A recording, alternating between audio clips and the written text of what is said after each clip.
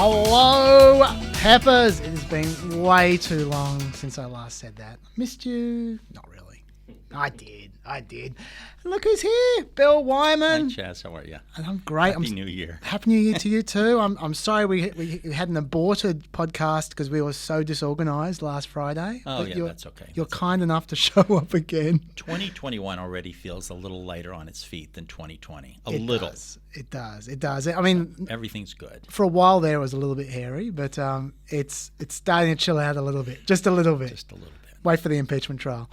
Okay, first of all, have you got any news to announce? I'm not saying you do, but... Say it again? We haven't... Any news to announce? We haven't spoken for 3 months. Is there anything you want to share with anyone out there? Not really. No? Just been a very nice summer. It's my second summer here, and last summer was sort of filled with bushfires. Yeah. So I kind of feel like this is the first time we've actually had a real summer. So we've gone to the beach a lot and getting a lot of work done. One of the things I do, is I write obituaries for New York Magazine, and Phil Spector died over the weekend. Had you already written that one? Oh, yeah. So I had these massive, 10 or 15,000 word thing. Mm-hmm. So I just happened to get up in the middle of the night, whatever night it was, and I was talking to my editor. So I'm editing this, huge, massive thing the other day, and that's a sorry tale. But that was my big little excitement the last couple of weeks. Nice. Just a couple of hours and ka-ching. Very good. Yeah. Okay, well, let's get... I've got nothing to announce other than the upcoming dog, which everyone is very aware of. That's Saturday. So it's 3 days away, the dog is coming, and there will be photos. But we should get into the content because we are so far behind. So today I'm figuring let's focus on insurrection and everything that came from the insurrection, apart from the impeachment, because I know Dr. Dave is going to want to talk about the impeachment on Friday. So I'll save that for him. But we're going to talk insurrection and everything from it. And a little bit of where Biden's going from here because you're not here all the time. So let's start with the insurrection. First of all, these people may not have noticed yet, you are an American. So, so did you take it personally? It is, even in the context of 2020, it's one of the most amazing things that's happened in my lifetime. The election of Trump was, after 9/11, the most sensational, crazy thing that's happened in America since, the assassination of JFK. And then the idea that he nearly got reelected is in certain ways almost more preposterous than the fact that he got elected the first time. So that brings a whole new concern about America.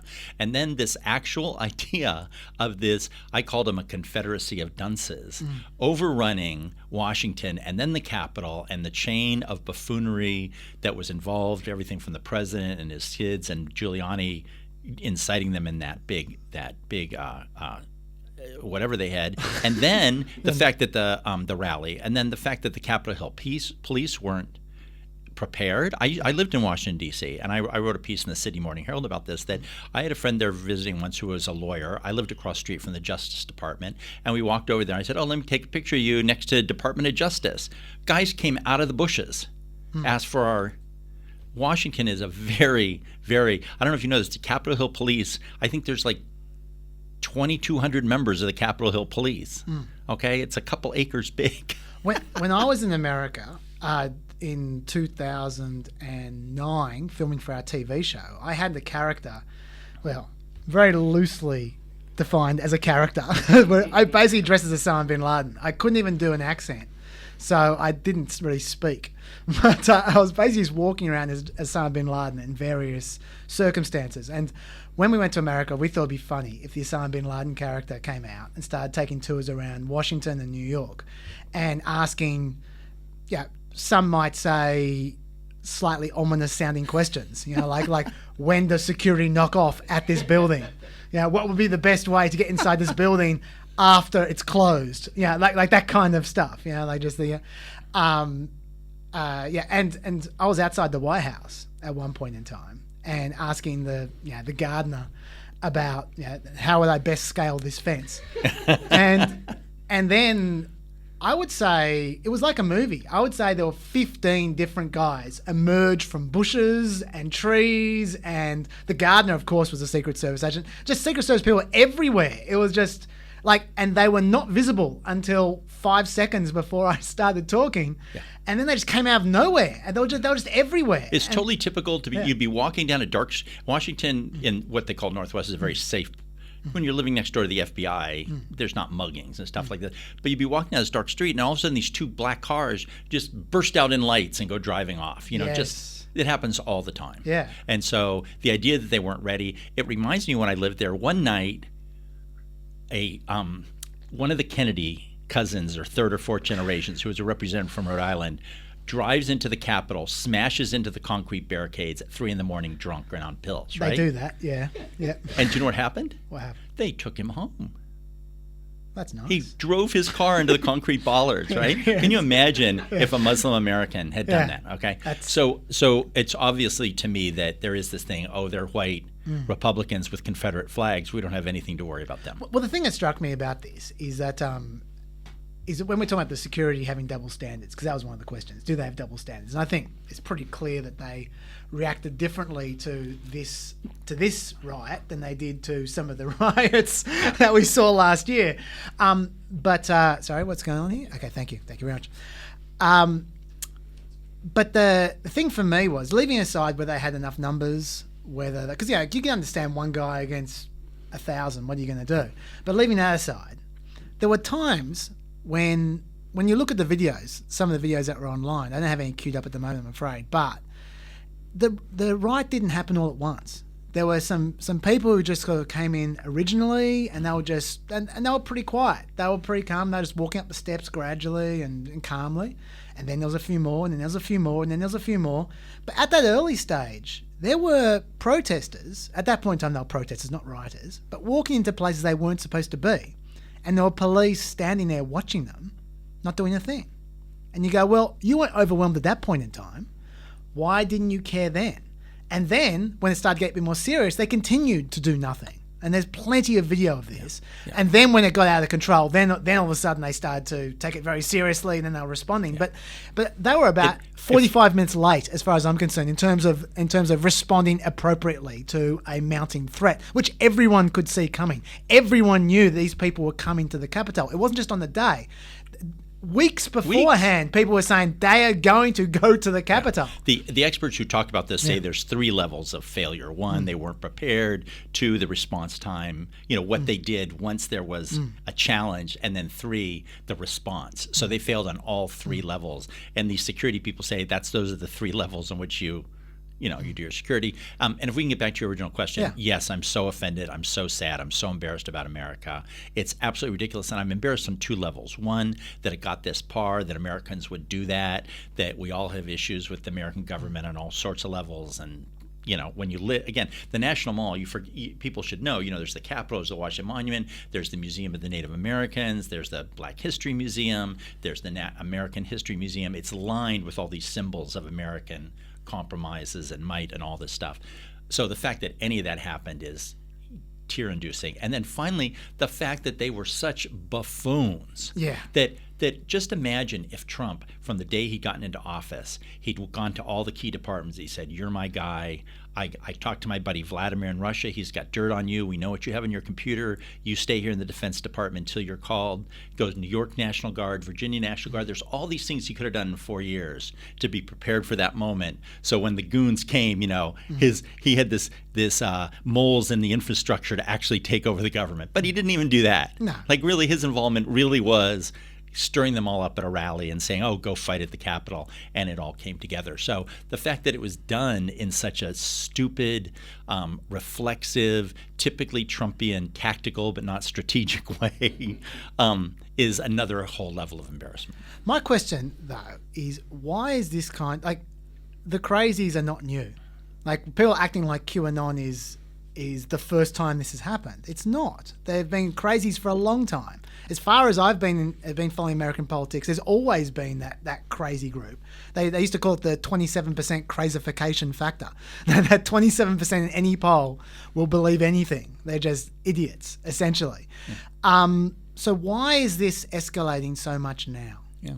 Well, I think there's a number of things, and we'll talk about this later when we get into the stuff about Twitter and all that, but there is this element of foreign trolling that stirs people up, I think, and that Trump is a really extraordinary politician. I mean, the answer to that question, I said, how did he almost get reelected, is he went out and he got the votes. I mean, you look at the election every which way, and he just went to all these crazy places and said, look, all you bozos out there, you got to come out and support me. And he drummed up the votes to nearly get reelected. So you have to give him credit for that. He stole a lot of votes away from the Democrats, which I think people think, oh, he's disaffected so many Republicans, right? But he demonstrated that he can steal almost as many Democrats from the Democratic Party as he lost from the Republican. So he's created this realignment. He's distilled all those people into one big group who were a little bit divided before. So, and I think we talked about this in the past. Because I think that's a big point, by the way. The fact that all these little groups have a common purpose and they've sort of joined together. Like QAnon have got nothing to do with the Proud Boys. Yeah. But they're following the same cause at the moment. Yeah. And just the people who get caught up in Trump, just white working class guys, some of whom were still Democrats. And then, and if you remember, I talked about being from Arizona, and after my parents passed away, I was going through all their stuff. And my parents, I grew up in the '70s in Arizona. They had these weird pamphlets. What's the name of the 3%ers or whatever, the military and police officers thing. And I'll bring it in next time, this booklet. And it's like, we, the undersigned members of America's police forces, are worried about a communist takeover America, and we have pledged with this pamphlet to. It's like about a 50 or 100 page bound volume that they all put, kind of like a successor to the John Birch Society. Yeah. So you've always seen this. So to your point, yes, they've always been there. I've been thinking about this myself, actually. I've got two things that I think stand out to me in particular that I haven't heard talked much about. One is, and this is going to sound a bit weird, but society's getting older. Especially American, first world countries, and America is one of them, is still are getting older. There are more 70-year-olds and more 75-year-olds, a lot more. And there's not just more of them, but they're more vibrant, they're more mobile, they're more active. And I say this because I'm thinking of my own parents as much as anything else, that there's such a big difference between a 60-year-old and a 70-year-old. And I see this all the time, that they just lose a step and they watch a lot more cable news and they believe a lot more bullshit. Yeah. And in America, 20 years ago, that the group that was susceptible to that were much smaller in number and much less active and they're able to do something about it. Whereas now, a 70-year-old is pretty limber. They can go out and protest. And we've seen these guys in Australia as well, and some of the protests in Australia. I'm thinking about what they called the caravan of no confidence, was this carbon rally, which we all laughed about. And it was a bunch of 70-year-olds as well. And I don't think my parents can end up at one of these rallies. I hope, fingers crossed. But I do see this over and over again. I don't want to be a bigot by talking about old people as such, but I do actually think as that we are seeing in society a lot more people who are mentally degenerating, but not physically degenerating at the same rate. Yeah. Okay, that's a very interesting point. Yeah, and one thing you have to remember is that we're seeing the tail end of the baby boomers in America. Yeah, that's what I'm talking about. So that's why there's so many right now. Yeah. And America is actually a pretty young country. I mean, we do have a big immigrant thing. And so we're there are this young thing. And it's one of the reasons the Republicans have so gone crazy over the last 10 or 15 years is because there has been this line of thinking that, hey, really soon that door on the new multicultural America is really going to swing shut on you guys. And they really, to paraphrase Dylan Thomas, they've been fighting against the dying of the light really, really hardly the last 10 years. And you saw them. You can bet that people like McConnell are saying, in their inner sanctums, like, this is our last chance, buddies. Well, on that note, I'll pick up on that. The other thing about older people, I'm really feeling like a bigot the way I keep on saying this, but the other thing about older people is they get scared. They get scared of things. They get scared of change. People become less flexible as they become older. They get scared of the new. And just leaving aside race, I've even brought up race, but leaving that aside, just fear of the new, fear of change, fear of changing power structures, fear of the fact that the world is not now like it used to be when everything was right in their mind. And so I feel like it all plays into this hysteria. And I'm not sure that we necessarily... if I'm right, then this is something that will play itself out as the demographics That's what's change. Supposed to happen. But we'll see.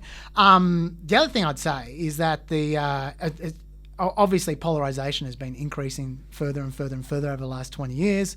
And I think, what a surprise, eventually if you get enough people just feeling that the other side are not just wrong, but your enemy, you become more extreme in retaliation to that group. And I know, and that's been something that's been talked about a lot. And I always try to check my own prejudices on this, but I think I would go to the mat and say that it's another one of those things, like when you talk about Fox News and MSNBC. Oh, well, MSNBC is biased too. It's like, yeah. Oh, MSNBC has clowns on it too. And you go, yeah. But you know what? There's 10 times as many clowns on Fox. They're 10 times as worse. They say 10 times as many hateful things. And in America, I mean, you don't see that kind of, you don't see on the Democratic side that much, the sort of hatefulness, the drumming up fear and prejudice. You just simply don't. With the possible exception of the leftist Bernie Sanders people against rich people, but really not that much. Well, I would say that if a Republican was sitting here right now, they might say, yeah, probably not on the race side, that's for sure, but there was a lot of fear drummed up about Russians on MSNBC over the last 4 years. About what? Russians. Justifiably. Well, I mean, look, obviously there was a problem, but in terms of Russians interfering with the election. But I think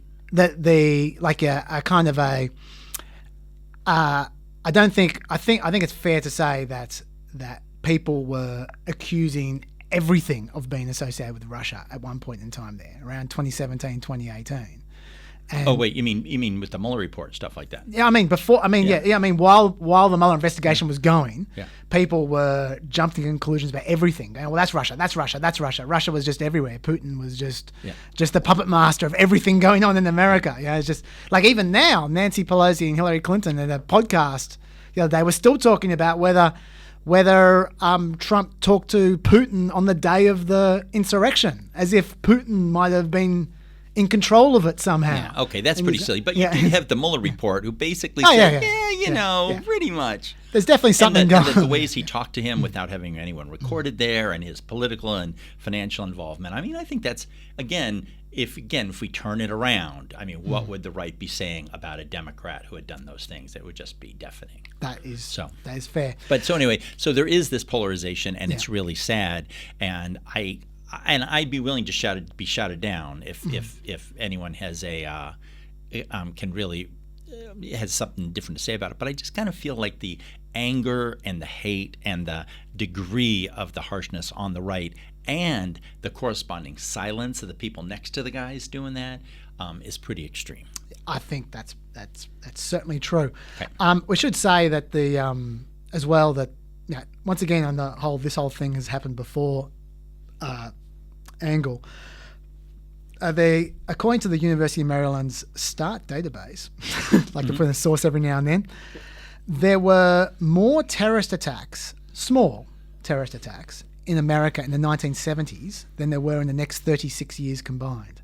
In the 1970s, there were 1,471. The next 36 years combined, there were 1,323. Wow.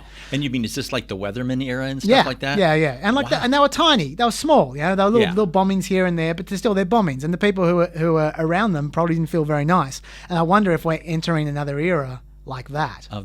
So I'd be really interested in that, because that's a really interesting period. And I kind of grew up during that, and that's like one of my... I went to Berkeley and stuff like that, so I was inculcated in all the STS and all that kind of stuff. Were you a weatherman? Were you a weatherman? No, God. Because I was the next generation, and so you got, you'd be sat down, they'd show you the films of Reagan tear gassing and stuff like that. Sure. So, but I'm really, 1,400 bombings during the 1960s, did you say? Terrorist attacks during the 1970s. Yeah, I'd be interested to know exactly what that was, because there were some terrible ones, Madison and some bank robberies and stuff like that, but I'm surprised there were that many. But I'd be interested in that. But of course, we've seen the things going on, and we've seen the tolerance of the militias. And I don't understand the reluctance of the left actually to ramp up I think they're very, I think if I were Biden, just speaking politically, I think every other word out of my mouth would be racist militias.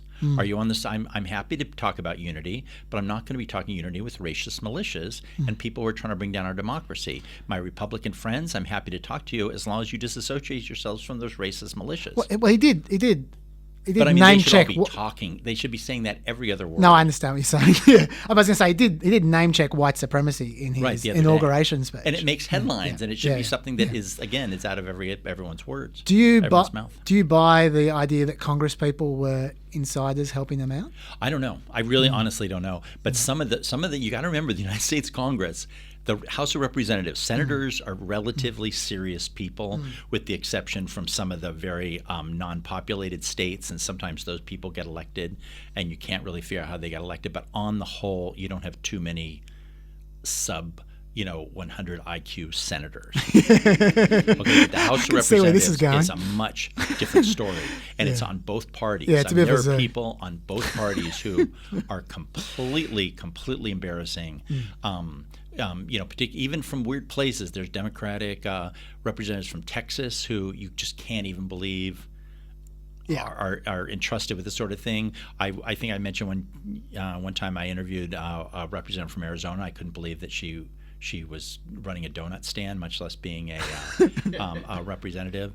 And so stuff like that could happen. But if it did, in my opinion, it would be because of dumbness rather than, I'm plotting this thing. It's just like, come on in, I'll show you around. This does play into what you're saying, but if they were organised by congressmen, they were organised very poorly. There were people literally hanging from the viewers gallery by one arm. I'm not sure what that guy was doing, what he was trying to achieve, how he got there, but they weren't very well organised. It's all part of the plan. Yes.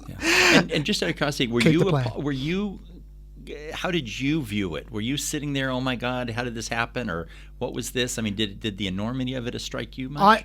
My reaction, and this says a lot about the way I think, my reaction the whole time was I just felt sad because I just thought nothing good is going to come out of this. Yeah. Like I didn't think that these guys were going to achieve anything.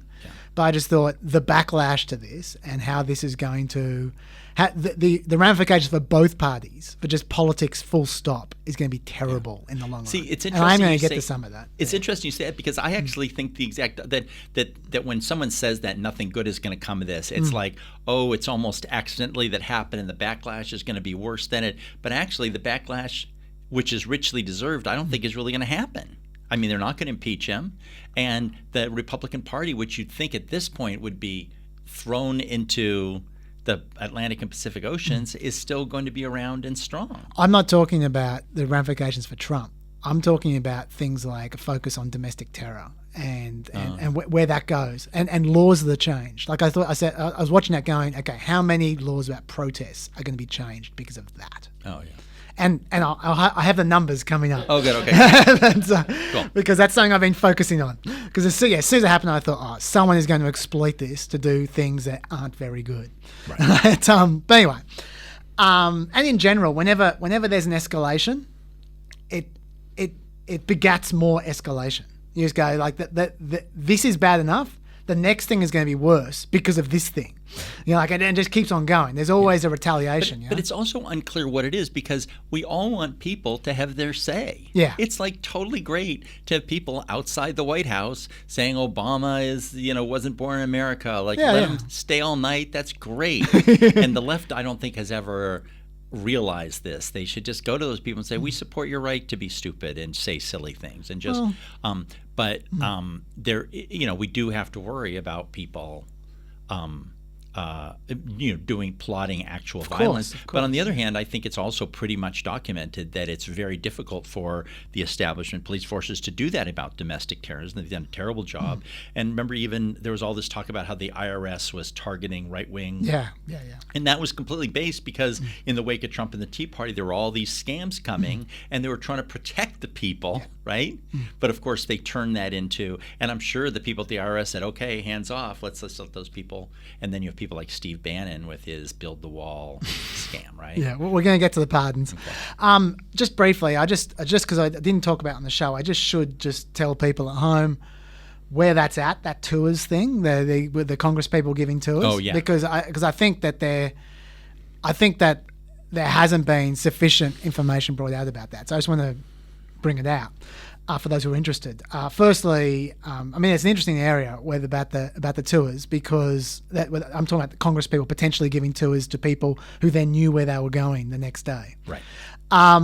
because Steve Cohen specifically name-checked Lauren Boebert as one of the people who was giving tours, although he said he saw her sometime between the 3rd and the 6th of January, which makes you wonder exactly how good his information is. Yeah. But anyway, he was backed up by John Yarmouth, who said actually it was January 3rd or the 4th, and he spotted Boebert walking, quote, in the direction of the Capitol, surrounded by a group.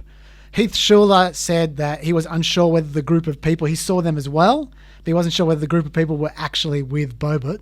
So that's a bit more, What Boebert said was, and this is what hasn't been gotten out so much, I think, and it's, to be fair, we need to get it out, is I brought my family to the Capitol on January 2nd for a tour, and on the 3rd for pictures to commemorate the day I was sworn in as a member of the US Congress. The only people I've ever had in the Capitol with me during the 117th Congress are my young children, husband, mum, aunt, and uncle. Now, that to me checks out with the other information we heard there from the other three, the Democrats. So I'm willing to give it the benefit of the doubt unless more comes out. Yeah. So just want to flag that. I want to say two things that make me a little bit more uncertain. First of which is her chief of staff resigned after January 6th for reasons that aren't clear. Ooh. I'd like to know what those reasons are. That's the first thing. The second thing is two of her buddies, Biggs and Gauja, who are Gauja's Arizona, isn't he? They're both Arizona. Oh, there we go. Yeah, they were sufficiently concerned about potential legal issues that they supposedly requested a pardon from Trump before he left office, and they didn't get a pardon, but they requested one. Wow. And I want to know why they requested a pardon. Yeah, that's a great question. And when this came they up must for have me, known something that they requested a pardon for. Right. Yeah, now presumably if there's anything sus, it would come out in their emails or security footage. There'd be security footage all over the place. That's what I was going to say. I've been completely not worried about this because if it's true, there's so many cameras there. There's so many staff people. Yeah. And one of the great things that happened is that when finally, we never heard from the Attorney General, I don't think, but finally those guys came out like a week later and said, look, we're putting all hands on deck on investigating this. Yeah. And that's a bad thing, I think, for everyone involved with this, because it just means you got hundreds and hundreds of FBI people going over all the footage. They're going to know exactly who brought who in, and they'll zero right in on it. Yeah. And they can just interview all their staff members. Totally. And, when you're interviewed by the FBI, you can't sit there and go, oh, I don't know, because they'll say, oh, hey, here's the footage of the people coming in. So I think that if that happened, they'll get them. Okay, so we'll see about that. But I just want people to know everything I know about that, because a lot of that stuff hasn't been reported very much. Yeah. I want to get on to my two favourite people in this whole thing, which of course for people who've listened to this podcast know one of them is going to be Josh Hawley. Oh, yeah. And, Josh Hawley and Ted Cruz I want to talk about for a little while. I should say that it's been hilarious to me. Before I go into Ted Cruz, it's been hilarious watching Josh Hawley and Tom Cotton trying to outflank each other, because listeners to this podcast know that I have been talking about those two competing to be the Republican nominee in 2024 since before this podcast. In fact, I've been talking about to Schmitty for the last 3 years, even before Hawley was a senator. I was talking; it was so obvious that he was on the make, right. and I do actually wonder. It actually occurred to me during my holidays at one point in time. I thought, you know what, the two most cynical people in Washington, as far as I'm concerned, are Josh Hawley and Tom Cotton. I wonder when Tom Cotton realized that Josh Hawley was after him. Because I wasn't the only one. I realized back in 2017, and I wasn't the only one. A lot of people were onto it because he's so transparent. Both of them are so transparent.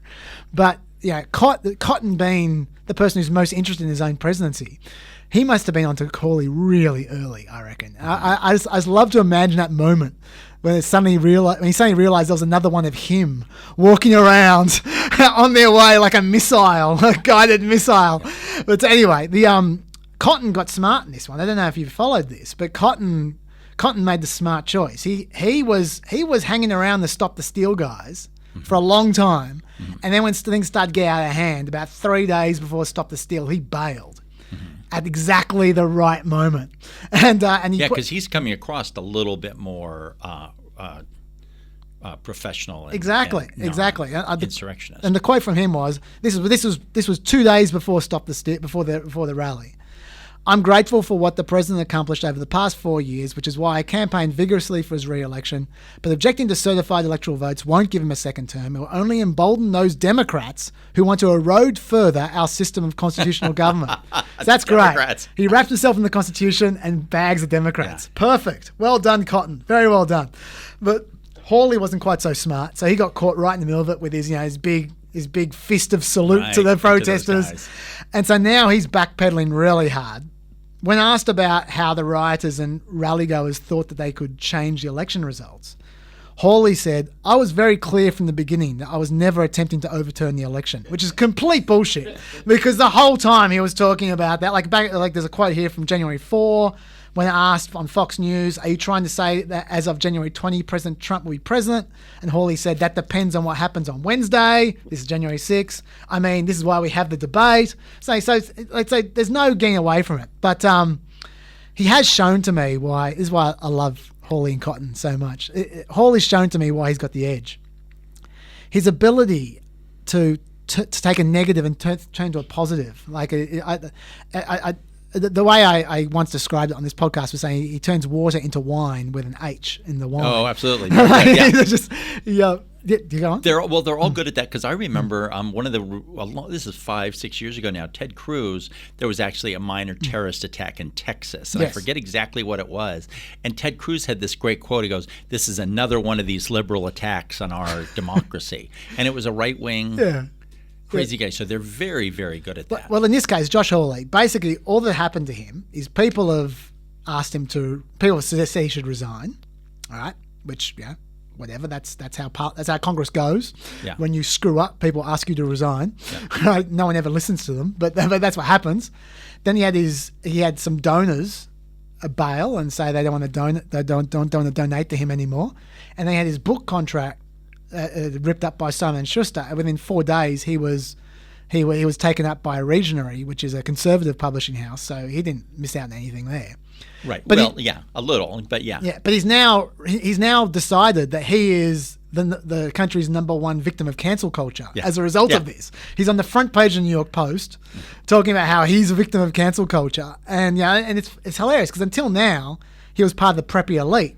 But he's used this to reinvent himself as the embodiment of the ultimate victim of Democrats, which is just these guys. The next 4 years is just going to be amazing watching them constantly trying to outflank each other. And one thing you mentioned is something we should really keep an eye on. That when, and I don't have any particular inside line on this, but when you listen to the more sophisticated political people, one thing they mention is that a lot of money is drying up for Republican candidates over the next 4 years from the big companies and big corporations, and that doesn't mean anything right now. We'll see if it sticks to it, but there is an argument that says the more these guys keep talking this way, the more they're going to alienate some of their big corporate and big money donors, and have to keep getting more and more money out from this sort of dwindling band of true believers, many of whom are older senior citizens. Yeah, and if it does cost them in the long run, or it will cost them over 4 years, then that would be massive. I personally, like you just intimated,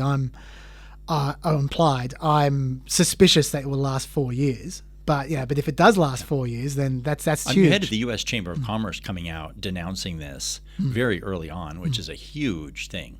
And granted, those guys could turn around, but and we've been saying this for a long time, that the Republican Party is going, like I wrote something 6 months ago or whatever saying, they were like Wile E. Coyote in the Roadrunner cartoons. He'd run off the edge and he was still running and he didn't realize it, and it was going to drop. But then look what happened. They almost didn't lose. They almost kept the Senate, and they almost didn't lose the presidency, which is just an amazing development. So. I still can't. Oh, by the way, I was completely wrong about the Senate, I should say. I said many times that I thought that the Republicans, so the Democrats had no chance in the Georgia Senate, and they won both of them. I was wrong. No, they were the unexpected ones. They won in the end. And it shows you how these states are really changing and in different ways, that the Midwest, if it hadn't been Biden, there would have been another big Democratic loss in the Midwest, I think. Quite possibly. I should say, by the way, before we move on to, I should mention the 14th Amendment as well. But there's one other Hawley excuse which I loved as well. This is my favorite lol, which I want to get out there, which was, this is a quote from him about justifying the fact that he continued to object after the riot. Like after the riot, a lot of Republicans withdrew their objections. Yeah. But Josh Hawley continued to object. And this was what he said. Some wondered why I stuck with my objection following the violence at the Capitol. The reason is simple. I will not bow to a lawless mob or allow criminals to drown out the legitimate concerns of my constituents. So he's actually standing up to them all. Very good. That is a really great one. And that reminds me of one little bit of history I was watching for. I was watching Fox that night because that's always fun. And I believe I saw the first time this happened, and I think it was either Hannity or Tucker, and Laura, he goes, we're going to be talking to our friend Laura Ingraham about all these dramatic events. And I swear to God, she came in, she goes, well, you know, Sean, I'm hearing there was a lot of Antifa at that event. Yes. And I think it was an audible, you know, and you got to tip your hat to Laura for just thinking on her feet, where can this go? I'm going to start laying the seeds. And it can't have happened any earlier. So I think I saw the very first one. You may well have. A few have gone to that since, but she may well have been the first. Do you think there's anything to the 14th Amendment? The 14th Amendment essentially disqualifies from office people who have taken an oath to defend the Constitution but engage in insurrection. Right. And people are saying, or given aid and comfort to enemies of America. And Joe Manchin, of all people, said that he said that should be a consideration for Hawley and Cruz. He said, when asked about it, he said, Ted's a very bright individual, and I get along fine with Ted, but what he did was totally outside the realm of our responsibilities or our privileges. I'm totally convinced it was done because of political reasons. This was all politically motivated. This was calculated. I believe that all my colleagues truly made a decision that was politically best for them and expedient for them. It was not what they believed to be true or false. And I think that's true, but I think it's still a big ask to expel someone for either insurrection or giving aid and comfort to enemies of America. Well, it's a just really because I gave a interesting speech question. or two. It's really, and Trump is so good at this. He's so good at getting right up to the edge, and there's all these people, and what he does, he goes right up to the edge and gets his fingers burned. He steps back and he does it again. He does it again, and you could make the argument that he didn't quite really say, "Hey, let's go to the Capitol and hang Mike Pence," right? But he was definitely insurrectionist adjacent. Right? He was insurrectionist curious, and so was Cruz, and so was Hawley, right? And so you can make the case that, hey, you were playing right on the edge and you might step over. But I basically agree that it wasn't that bad, but they should be paying this political price, and that political price just isn't there. And that Though is a Cruz problem, might have a hard time. When's Cruz up in 4 years? Cruz was because he was against Beto. Yeah. So, but Manchin is up in 2 years, and so he's someone you really have to watch. Well, I'll tell you their punishment. Their punishment is that Josh Hawley has a 17% approval rating, and Cruz has a 32% approval rating. Now, there's a lot of don't knows in there with Josh Hawley, but still, 17%. That's pretty bad for guys running for president. That's not the best. Do you know what the numbers were like pre that? Like I don't know. I don't know. I'm not sure they've necessarily gone down. I just don't think anyone likes Josh Hawley. And Cruz narrowly, he won re-election just by like 2 or 3 points against Beto, which was pretty extreme. Yeah. But then Texas, wasn't really a problem this year. Okay, let's talk about the consequences now of the insurrection. Unless you have anything else to say about the actual insurrection. Well, it just is what it is. I mean, it's just sad. Yeah. All right. Okay. Yeah, and I think they're going to get all those people. That's the good news. Really, seriously, I think that once those FBI and Justice Department wheels start going, that would be bad. I won't think those people. A lot of people's lives are going to be really screwed up, and they have so many of them dead to rights. And we don't have to talk about, but how about all those great stories? My favorite one is where the woman says, "Oh, well, I was in the crowd and I wasn't feeling well, and I was a little scared, so I had to go inside to get some fresh air." Right? And there was some film of her with a bullhorn going, "Come on in!" So those are going to be the great stories. They will be. They will be. Let's talk about some of the reactions to all this. Let's start with Trump for a start. Like, obviously, he lost his PGA championship. That would have hurt. That would have definitely hurt, because they were going to hold it at his New Jersey golf course, the PGA, next year, in 2022. Yeah, and they took it away. He lost his New York contracts to run golf links at Ferryport, 2 skating rinks, Central Park Carousel. I'm not sure they're going to keep those contracts away from him, because they're saying their justification is to break the contract as he was engaged in illegal activity. I think that's going to be hard to maintain legally. So nice try, Bill de Blasio. I don't think that one's going to hold up. the bigger problem is his bank boycotts. He's got Deutsche Bank and what else? There was another one. I forgot what it's called. Anyway, Deutsche Bank he owes literally billions of dollars to. But that really worries to me, though, that they can actually help him just by saying, we're just going to write it all off. But they're not saying they're going to write it all off. They're saying they're not going to deal with him anymore. Yeah. So that's a very different thing. I mean, they might write it all off, but so far they're just saying you're not getting any more money from us. And he's got hundreds of millions of dollars due next year, a lot more the year after that. Yeah. So that's a problem. And an even bigger problem is he's got some serious tax issues in New York, right? He didn't pardon himself, as it turned out, but he couldn't even if he wanted to because it was a state charge. His tax firm, like Morgan, Lewis and Bockius, have said they're going to stop representing him. Yeah. So, which means if they get subpoenaed, they're not going to mess around. They're just going to hand them straight over. Yeah. So he's in a lot of trouble there. So anyway, but the one which everyone's talking about is social media. So let's get onto that. Oh, the social media consequences, which is so interesting. Yeah, and it's funny that is the biggest consequence of Trump, probably even more than impeachment. And even if he was removed, the social media is probably a bigger consequence for him. It definitely is. Because that is his whole world. And it came out of nowhere. That suspension was pretty funny, and everyone was saying it kind of made you laugh. Oh, he can't go on Twitter for 12 hours. Yeah, but think how devastating it's been. And in hindsight, it's been massive. It made such a big difference. Like, okay, so he was, so people know what we're talking about, banned by Twitter, Facebook, Instagram, YouTube, Snapchat, Pinterest, even though he was on Pinterest, TikTok and Twitch. What was he doing on Pinterest? Anyway, ironically, leaving aside what we're about to talk about, how devastating that was to him, ironically, it was probably at the time the best thing that could have happened to him because it shut him up and that gave Republicans an excuse to let things cool down a little bit. That's a good point. Otherwise, he would have been gone. He would have been removed if he'd backed up with more bullshit on Twitter the day after. And start going, let's go for round two, like he well could have. Yeah. And then it could have been worse. McConnell would have got rid of him immediately if that had happened. So he's actually quite lucky in a way.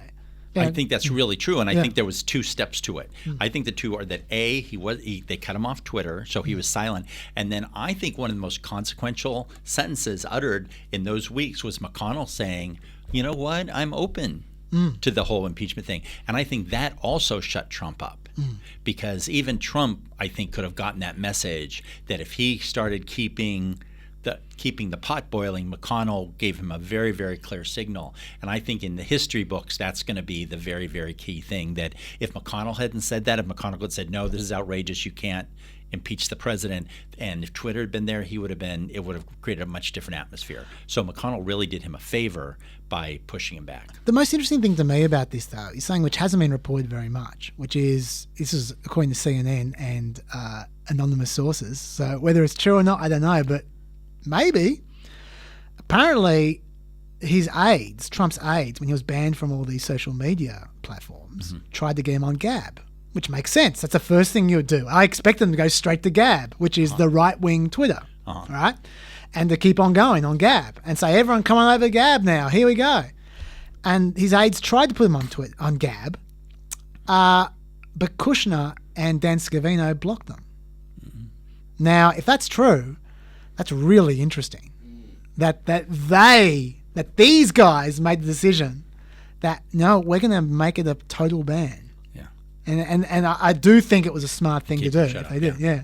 But anyway, and it could have been. Yeah. So I have a question for you about this. So what people are talking about is the deplatforming, right? And it's become on the right a big talking point that we're canceling people, we're shutting them up. It's unconstitutional. Like Josh Hawley. We're canceling Josh Hawley. Yeah. And it's really interesting because it's going on and on. And have you talked on the podcast about Section 230? We have, but let's talk about it again. Well, it's so interesting. Because it was like 9 months ago. Right, and that's been another big thing that they've been talking about. There's a section of one of the Internet Regulatory Acts called Section 230, and it's and a lot of people want to repeal it at times like this and say that these social media companies are legally protected and they can get away with this sort of behavior, like deplatforming people, and there's no legal recourse to it.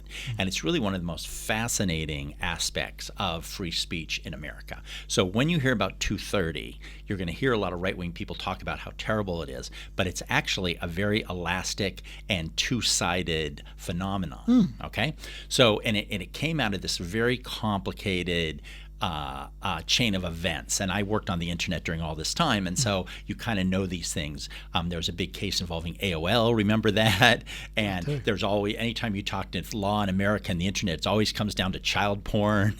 And then you have AOL and all these crazy things. So all these different weird little things. I won't go into the whole history of it, right? But basically there's a thing now called the Section 230, and people say that it's the thing that protects these companies and allows them to get away with taking off voices they don't like. Okay, so first of all, that's not true, Yeah, because that's the completely companies aren't keeping the voices of people they don't like on. They want those people on, and the big problem is the algorithms they create to keep feeding those people. And so if you are a crazy kind of insurrectionist Trump person, Facebook and Twitter feeds you more and more of these, and they don't care if they're Russian trolls or not. They just want you to keep reading and looking at their ads. But also, just quickly, I mean, we're going to go into much more detail, but just quickly, Section 230 doesn't allow Twitter to censor people. I'll tell you what allows Twitter to censor people: the First Amendment. Twitter is a private company. Right. It chooses who it what information it wants to put up and what information it doesn't want to put up. Exactly. That's how the First Amendment works. Has nothing to do with Section 230, but we'll keep on talking about Section 230 because Okay. that's what they talk about. So keep on So going. I had a good metaphor for Yeah, this, yeah. okay? So here's the way the law works in America, and because these companies are based there, it kind of reverberates around the world. So it's a very complicated kind of double-sided whammy, okay? So imagine a comedy club, okay? I have my comedy club, Bill's Comedy Club, right? And you're one of the comedians, right? Sure. And you do a piece about Gladys Berejiklian, okay? Yeah. And you say something a little Unlikely, bit not but nice yeah, sure. about her personal relationships, right? Okay. Gladys sues you and me. Yes. And they say you defamed me, Yep. and Bill, you hosted this guy. Yes. And you defame me. Yeah. Okay. And I say, hey, I'm just a comedy club. I hire these bozos. They say what they want. I have no responsibility. Now in America, if using this just metaphorically, I'm protected legally. Yes. It's like I'm not here supporting what these guys say. I just host the damn thing and I take the drink thing. So Yes. you're on your own. Yes. Okay. John comes the next night. Okay. He does a riff on Gladys. He gets a little blue. Yeah. Okay. He would. It gets really raunchy, right? John I go out gets, there. Shmi and I gets grab very him. raunchy about Gladys. I grab him by the scruff of the neck, Yes. and I pull him the hell off the stage, and I throw him out in the street. Yeah. John sues me. Yeah. He says, you let Chaz on the other night say all that stuff about her, Yeah. and you went to court and you said, hey, you're just hosting it. You're not responsible for it. And I say, tough shit. Yeah. Okay? Section 230 protects me as well. Yes. Okay, so A, I don't have responsibility for what you say, but B, when I want to enforce any free speech thing on my own, I can. Yes, you okay? can. Yeah. So that's the beauty of Section 230, that you can argue, whatever side you argue, 230 is actually on your side, and whatever side of it you support, it's actually against you on the other side. And something which I think, that's true, and something which I think people don't understand is they think it's just about social media. It's not. It's about the entire internet. So what that means is, for instance, like Twitter, to use your analogy, which is a great analogy, Twitter plays the role of the comedy club owner in that case. Right. Right?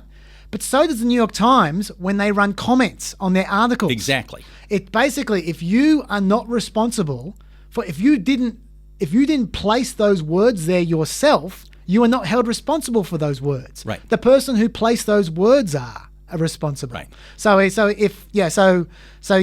In your analogy, the commenters are the comedians in the New York Times article. Exactly. And the tweeters are the comedians in the case of social media. But it's not about social media per se. It's the entire internet. You are only responsible for the words you yourself put up. That is what Exactly. Section 230 says. Exactly. But at the same time, if it is your website, you can still enforce it any way you want. Yes, if you want to. And that's where Yes. the child porn came in, Yeah. because the company said, well, look at it. You can't just give us blanket because we got to take the child porn off. And they said, oh, yeah, you got to take the child porn off. And so, well, if you want to take anything you don't like off, that's fine too. So it gives the companies protection both ways. So but it actually happened through all this. And, you wish you could say that the United States Congress and all its wisdom young came up with this brilliant, thing because of, months and months of debate, like the founding fathers, but actually it didn't happen that way. And there is some question about it. And so you could see things change significantly, but it really doesn't look for it because, frankly, it really works. And just as you said originally, the First Amendment protects Twitter, saying, look, we don't want to be associated with this bozo. That's the way it goes. And then people can say, hey, there is the principles of the First Amendment in America, which, remember, the First Amendment applies to the government. Yes. The government can't stop you from saying things. The government can't support or suppress speech. Anyone else can whenever they want. And but then there is this moral argument saying, yes, but we all support the free flow of ideas. And of course, he's the president. There's Fox News. There's the Wall Street Journal, the Daily Telegraph, all these right-wing things around the world. All these ideas are definitely not getting out there. And it's not like we're suppressing ideas. And so, just to keep on going with what we're saying, what the conservatives and a lot of the left as well at times as well, they like there are two sides going after Section 230 for different reasons. Right. But those who are going after Section 230, basically what they say is if we get rid of Section 230, which guarantees these people's right to deplatform. To deplatform and to basically have no responsibility for what ends up on their platform, whatever decision they make, as far as legal responsibility goes. If you take that away, if you say to those companies, you do what we say, or we will take away that protection, and then while we can't enforce anything because of the First Amendment, someone else can privately sue you for defamation if someone defames them on your platform. In the same way as when Rudy Giuliani defamed, say, Dominion election software on Fox News, they can also sue Fox News as well as Rudy Giuliani. And the same thing would happen to the social media networks if someone defames that person on the social media network. If you took away Section 230, right? So basically, they're blackmailing. They're blackmailing these companies, saying if you don't do what we say, even though we can't force you, if you don't do what we say, we'll take away your protection, so then you'll be liable to defamation lawsuits. Right. Essentially, that's what they're saying. And the problem with that, sorry. Okay. No, go ahead. I'll say, but what that means is, there will be one of two results if that actually happened. I'm not even sure it'd be constitutional if they tried to do that. But if they actually pulled it off, it would have one of two results. Number one, either social media companies would have to be very careful about defamation on those social media companies, on those social media platforms, which means they would have to moderate the hell out of everything before it went up, which means there will be no social media because that's not how social media works. Right. Or alternatively, they would completely just throw open the floodgates and you would end up with all kinds of crap on there, and I'm not sure that's what. But I think that actually the less likely option, the most likely option, I think, is the first one, which is it would just be the end of social media. Yeah, and so you know who would miss out? The little conservatives who want to talk on social media because they'd have no platform to speak on. Yeah, that's the whole point about it. That if you argue against 230, you're hurting yourself. Yeah. But I honestly think there's that old saying, it's a very dated one now, but it used to be 20, 30 years ago, don't pick fights with people who buy ink by the barrel, Phil. Would mean don't pick fights with people who own newspapers. And I don't really see it happening. I mean, just because it would put together Fox and the New York Times and the Washington Post and Twitter, Google, whatever. I don't think it'll ever happen. And it shouldn't happen. And we also have to remember, this is my final thing I was going to say about that.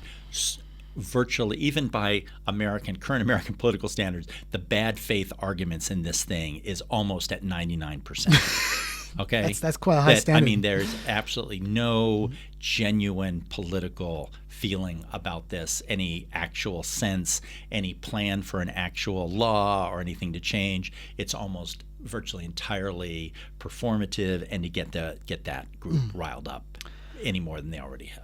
Now, my question to you is, let's leave aside Section 230 for a moment. Let's talk about Twitter's decision. And let's focus on Twitter because that's the one that really counted, I think. Not Pinterest. Sorry, Pinterest. Not just about banning Trump. They also banned 70,000 accounts that were dedicated to QAnon as well.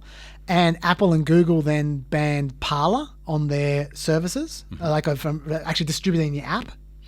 And Amazon kicked Parler off its... Parler is like this kind of... They call themselves a free speech zone. It's basically a looser version of Twitter, essentially. There's a lot of right-wingers on Parler because they see it as an alternative to Twitter. And they have like a judicial body, like a semi kind of board, which decides on whether to censor people or not. And it's a lot looser than Twitter is. Yeah, and Parler is not being run by a bunch of brainiacs either. No. Anyway, Amazon kicked Parler off its web hosting services, and so then Amazon said their justification was that they'd sent Parler 98 examples of posts on its site that encouraged violence, and many of them remained active after they were sent by Amazon. And so they said they justified it, and Parler's now suing them in court. It's not going to go anywhere. Parler has also tried to reboot its servers in Russia, which is an interesting result. Because... What could go wrong? Well, the thing... I'll tell you what can go wrong for Parler, or for the people on Parler.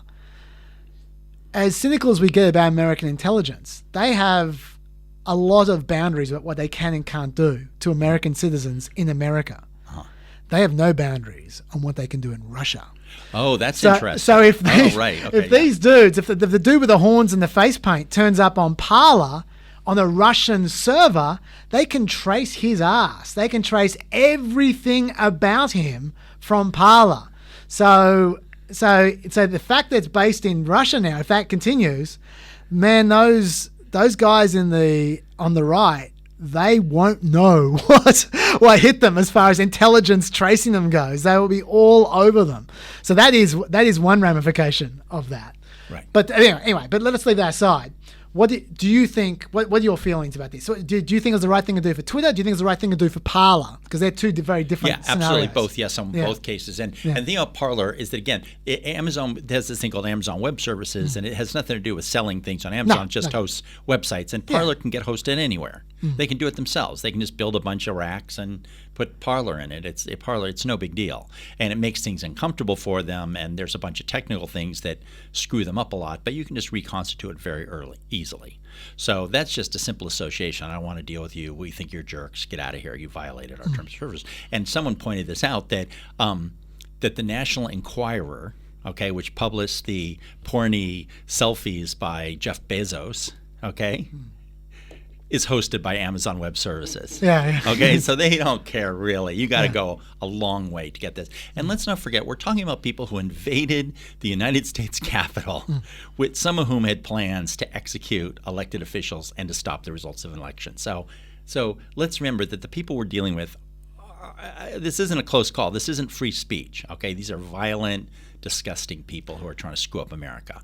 And so Amazon is completely clear. And Twitter, the thing is we all want those people to be on Twitter. Nobody thinks that the stupidest, most backward of these Yahoo goons, who've been running around all over the media for the past 6 or 8 or 12 years at this point, shouldn't be able to get on Twitter and Facebook all the livelong day and say all their stupid things and have groups and paint their faces and fly Confederate flags, for Christ's sake. Nobody. Go march around with them all you want, right? But when you're violating the terms of service and you're talking about violence and things like this, and the terms of service are very, very, very, very broad, right? And then finally, the other thing is that where it also distracts. So yes, I think they're entirely justified, particularly the president. But then the one thing that gets distracted, unfortunately, is that there are all these fake accounts that are egging all these people on. They're really not representative. And there's these incredible studies of like tens of thousands of Facebook and Twitter accounts that just seem to be generated somewhere. And I don't understand why there isn't a very simple AI to, when you see like the same message come out on like 5,000 simultaneous accounts, why you can't just say, look, we're pretty if the same message is going out at the same time. And there have been all these investigative ProPublica New York Times studies about certain disgusting memes, and they go back to where they started, and they can trace them back through Twitter at this point. And it's just so obvious that it's not real people. I am 100% with you on that one. Like that you see it all the time on Twitter and on YouTube, in the YouTube comments. You should see the same comment over and over and over again. And it's not always harmful. In fact, usually it's not. Usually it's kind of silly. I don't even know why they do it. But I would have, if I was one of those, if I was YouTube or if I was Twitter or whatever, I would just have automatic banning for anyone who posts exactly the same comment that has been posted by 500,000 people. Like, if anyone's part of that, they're a bot. They're clearly a bot. Gone.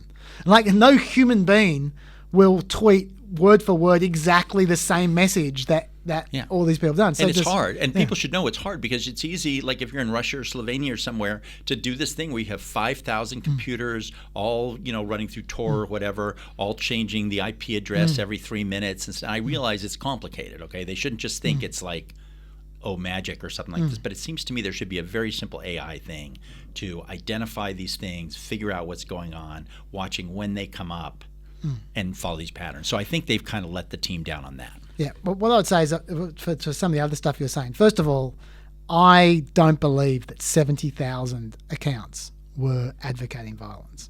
I think 70,000 accounts had hashtag where one go, we go all, and all the bullshit that QAnon say. Yeah. Oh, that's interesting. Yeah, I reckon look, I got no problems with people being booted for advocating violence. They absolutely should. Yeah.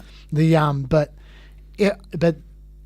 I think what's happened is they have banned the crazy people, like with the face paint and the Viking horns and the people who waving the Confederate flag. I think they have banned those people, not the people. I mean, also that would have counted people advocating violence, but I'm sure they're a subset. But I think what's going on here is that they have banned QAnon. I actually disagree with you. I think that a lot of people want them to ban those people. I think you don't, and I don't, but I think there's a lot of people who go, you know what, this ideology is stupid, and it's leading to a lot of harm, and we should just get rid of it. Yeah. We shouldn't amplify it. And look, I disagree with those people, but I think they exist. Yeah, and I think there's a lot of them. Okay, I will take that point because a guy on, I wish I brought it in, a guy did a really good rundown on Tablet, and he collected about 35 so-called liberals who were saying very unenlightened things about the First Amendment. Okay, now when you read it carefully, about a third of them are really not. Okay, but he did come up with some examples of liberals who said, "Oh, it's about time we need to rethink the First Amendment" and stuff like this. But I speak as someone, you know how sometimes you feel like you can kind of speak for your culture. So sure. I just want to be clear. I'm from the liberal media in the United States. I spent my whole life.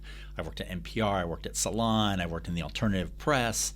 Yes, there are people on the left who are bozos, particularly on MSNBC. Don't get started on that and things like that. But and there's Bernie bros who, or whatever. There's unsophisticated young people. There's a few radicals who, but we have the United States Supreme Court, among other things, is the most pro-First Amendment Supreme Court in history. The judiciary is overwhelmingly pro-First Amendment. Like, the idea of anything actually happening in regard to this is completely minuscule. And again, the whole idea that we have this issue about suppressing this speech when it's completely overrun the country over the past 12 years. They controlled the Senate. They almost controlled the House of Representatives. They controlled the the largest news network. And like, the idea that this is an actual issue to me is a little but I agree with you. I mean, I think it's completely wrong. Even if there were 70,000 accounts and even just one of them really didn't advocate violence, that's wrong too. But we'll just see. But the other thing that people should understand too: start a mailing list. Start an email group. Start a texting thing. All these people can communicate. Yeah. Well, this is the thing. What's the problem? What these people were saying, and this is where I have some sympathy. I don't know the technicalities of it. Like you said, it's easy when Amazon boots you from their web services, you can just go somewhere else.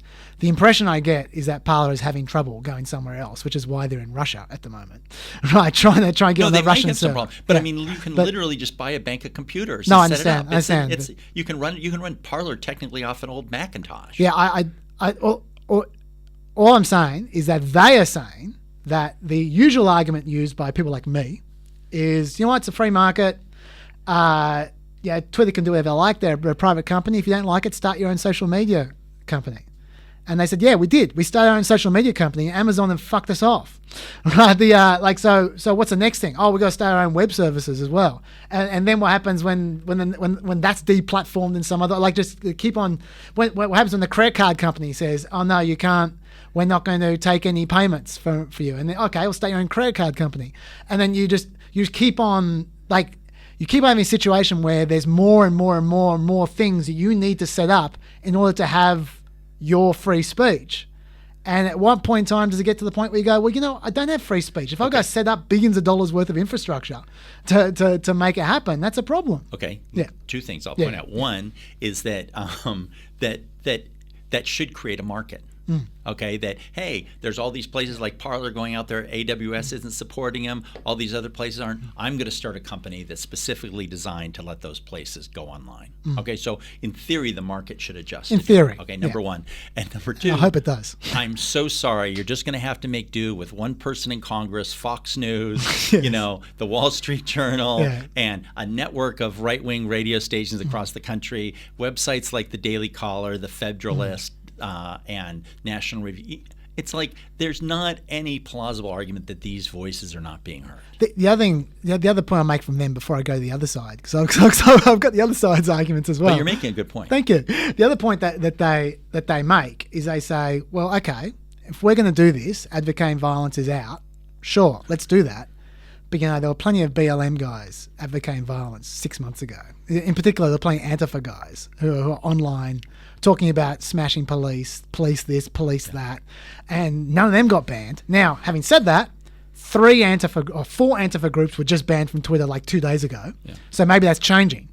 But 6 months ago, there was not a lot of bannings going on from people on the left who were advocating violence, at least as at a similar kind of level to the violence being advocated at the moment from some of these yahoos. I totally agree with you. I think the left's attitude toward all the rioting and stuff has been it's a very difficult problem.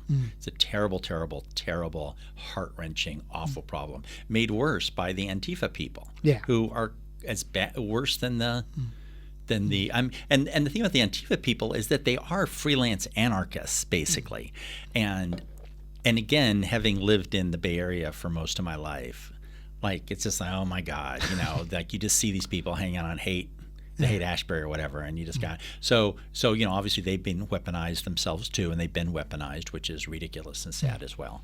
And then I will also say though that trashing one's neighborhood, okay, which is a terrible, destructive thing that just evinces all the a heartbreaking manifestation of a lot of stuff that goes on in the black community in America, and unfortunately has a 50-year history just in the modern era, is incredibly sad and shouldn't happen, shouldn't be countenanced, and I'm dismayed at the way the left handled all that. At the other hand, like we all know what that is. That's not taking over the Capitol. It's not overwhelming elections. It's not generating hate toward gay people or black people or transgender people, and a whole bunch of other things. So I think I would also make the argument that's kind of on a much different scale. And I want to back you up on that since I brought it up. I just want to say that the worst stuff that Antifa have done in the last 9 months, in my view, doesn't approach actually trying to pressure politicians, trying to uphold an election at the time they are doing it, physically threatening them,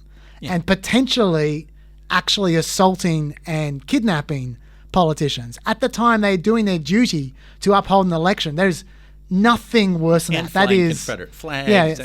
So yes, I'm not at all drawing a false equivalency between those two. Yeah. And the other thing is the left is being its typical wimpy and spineless self, and they're not cynically using the Antifa people as bully boys. That's true. Which is what Trump was literally specifically doing by saying stand back and stand by. That's true. Like you'd never hear Bernie say to Antifa people, stop burning down that building, but be here with me because I might need you next week. Yeah. I mean, you'd never ever hear that. I should say, by the way, and this is to give the other side, that according to Signal Labs, there was 73% less online misinformation about election fraud the week after Trump was booed off Twitter. So it works. It works. And it's not just then. Like, because you might go, the reason there was less was because everyone calmed down after the riots. People there was a backlash. But after Reddit banned r/the Donald and r/incels, which were similar kinds of people, they found, quote, there was a substantial decrease in the number of newcomers, active users and posts on new sites, because you go, they scattered to other sites. But if you add up all the posts on the new sites compared to what existed before on Reddit, it was much less. And also, per user, and also, but what did happen was the people who did go to other sites, they post a lot more. So the people who were radicalized became more radicalized, but there are a lot less of them. Yeah. And so it does have an effect. And obviously we look at what happened to Milo Yiannopoulos, Alex Jones. It works. It actually, deplatforming actually does work. Yeah, so, and it is basically, and it is unfortunate because I'd prefer a world where Fox, where Fox gets to, Tucker has a total right to have a TV show and say the most ridiculous stuff he wants to every night. I mean, I would defend that to the death, of course. And to me, it always comes back to what should the media do, what should fair-minded people do, and what should the left do in the face of it. And I think they've been incredibly ineffectual. And I don't know if I talked about this before, but my little hobby horse is that, this thing where Chris Wallace just gets to host a debate. It's like Chris Wallace should not be hosting debates. You work for Fox News. You're a partisan, dishonest, race-baiting, hate-mongering organization, and the fact that you say, "Oh, I don't do that on my little show," but my buddy Tucker, who comes on after me, does, and I think all politicians and even the media, when they talk about Fox and they talk about people, there's always this kind of wink and a roll of the eyes. Oh, he's on Fox News, and it just goes on. And they should say Fox News, which promotes race baiting, hate, anti-gay, anti-transgender, anti-women, anti-black. Disinformation, you should just always say that. And every politician, when they talk to a Fox, have I said this before? I always thought that I just love. Did I tell you this last time? I forget. Yeah, you have mentioned this before, but I do love you talking about Fox News, so you can keep on going. But it's just a really big problem in America, and I think the media has to take responsibility. Yes. And the media has this attitude of like, oh, we should just let them all go. But I think it's bad for, when people talk about distrust of the media, it's like, yeah, there's enormous distrust of the media, except that a certain percentage of the people drummed up by Fox saying that, oh, you shouldn't trust the New York Times, which basically you should with some concerns. And then people who, I don't even want to say on the left, who are just normal, intelligent people who just want to read stuff, who obviously have distrust of Fox News because they know it's... So it's really not representative to say that, 88% of the people in America distrust the media, right? So it's a big problem, and I don't think we've resolved it. No, we haven't. We certainly haven't. I should say, by the way, that while I obviously have misgivings about thumping the random QAnon guy who isn't advocating violence, and if it isn't obvious, I also have misgivings about the Parler situation, about taking the actual social media network down, because saying, "Oh, we gave you 98 posts that you did nothing about," you go, well, okay, how many posts on Twitter are full, are dubious? But no one's taking them down. But having said that, I've got no problems getting rid of Trump. No problems at all. Because if that guy was not the president, he would have been gone ages ago. Talk about violating terms of service. That guy does it over and over again. If he was just a normal guy, if he was just a celebrity with 89 million followers, he's like Great Uncle Jonas or whatever, he would have been gone 3 years ago. Yeah. He only stayed on because he was president. Yeah. So I have no problems with getting rid of him. He just violated terms of service over and over and over and over again, and with impunity. Yeah, and I have to say, I actually would defend. I don't think he should have been deplatformed before that. I mean, politically it would be nice, and he deserves it just for being a jerk. And I think I would almost support Twitter saying, look, we just think he's a jerk. We don't want to have that kind of a service, and we're just going to get rid of jerks. I can live with that, right? But otherwise, he's the president, and he should be able to be on Twitter, right? But I have to say, after the insurrection, everyone just needs to take a step back and go, okay, that's it. That game they've been playing where they go up to the line, and Twitter is allowed to just say, you know what, that's it, you're out of here. And that's what I support. But I wouldn't have supported it before it. By the way, just to show how effective Twitter is for Trump, this is an amazing study from Washington Post. That was mentioned in the Washington Post, at least. That when Obama tweeted during his second term, 3% of the time the tweet would find its way into a news story. Take a guess what percentage of Trump tweets found their way into news stories. But you know why, right? What percentage? 65. Yeah. You know why, right? And he tweeted a lot. Yes. But see, this is another weird thing that, yes, it quote unquote found its way into a news story, right? But what does that mean? It meant that an intern at Politico or the Federalist or National Review or whatever, an intern, someone said, Chaz, get that up. Yeah. And they do it, and they throw it up on the site, so that you have this quote unquote news, except it really involves an intern doing 90 seconds worth of work, right? And then sticking up on social media, which of course is, it's this circular kind of thing. So when they talk about these news stories, I mean, that's what it comes down to. And it's the same thing that happened to Sarah Palin back in the day. These sites realized that, particularly on the left, if you put Sarah Palin in a headline, boom. And so it's funny because it's really not about the news media. It's about the consumer, and that you get that 1/1000th of a cent for every page views out of advertising for it. And so that's still his power. Yeah, that was taken away from him.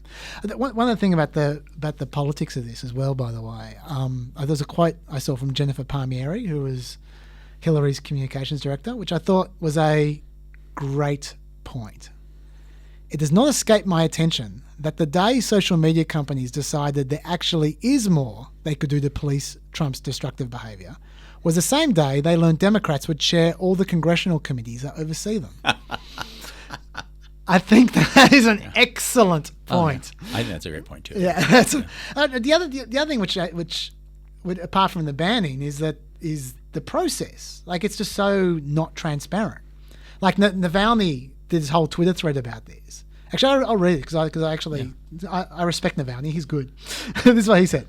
I think the ban of Donald Trump on Twitter is an unacceptable act of censorship. Of course, I disagree with him, but anyway, this is what he said. Of course, during his time in the office, Trump has been writing and saying very irresponsible things and paid for it by not getting re-elected for a second term. The election is a straightforward and competitive process. You can participate in it, you can appeal against the results. They're being monitored by millions of people. The ban on Twitter is a decision of people we don't know in accordance with a procedure we don't know. In my opinion, the decision to ban Trump was based on emotions and personal political preferences. Don't tell me he was banned for violating Twitter rules, he says to me. I get death threats here every day for many years, and Twitter doesn't ban anyone, not that I ask for it. Among the people who have Twitter accounts are cold-blooded murders, Putin, Maduro, liars and thieves, Medvedev. For many years, Twitter, Facebook and Instagram have been used as a base for Putin's troll factory and similar groups from other authoritarian countries. Those who denied COVID-19 exist freely and communicate on Twitter. Their words have cost thousands of lives, and yet it was Trump who got banned publicly and ostentatiously. Such selectivity indicates this was an act of censorship. Of course, Twitter is a private company, but we've seen many examples in Russia and China of such private companies because the state's best friends and the enablers when it comes to censorship. This precedent will be exploited by the enemies of freedom of speech around the world, in Russia as well. Every time when they need to silence someone, they will say, this is just common practice. Even Trump got blocked on Twitter. If Twitter and Jack want to do things right, they need to create some sort of a committee that can make such decisions. We need to know the names of the members of this committee, understand how it works, how its members vote, and how we can appeal against their decisions. Yeah. What do you reckon?